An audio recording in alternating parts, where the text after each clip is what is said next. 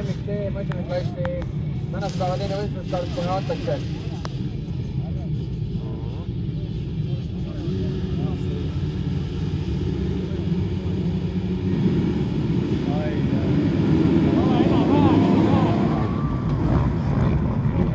Päris hea. Teine, kolmas, teine. Ei ta võib kurvis veel ette saada.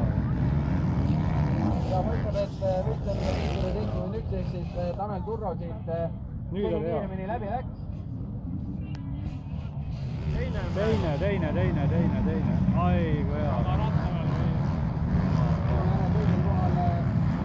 Nüüd erguta röögirass. Laks tuleb.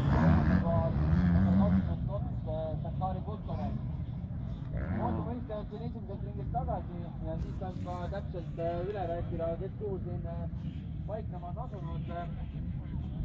Kurat, kolmas on juba. MXT masinaklassis läks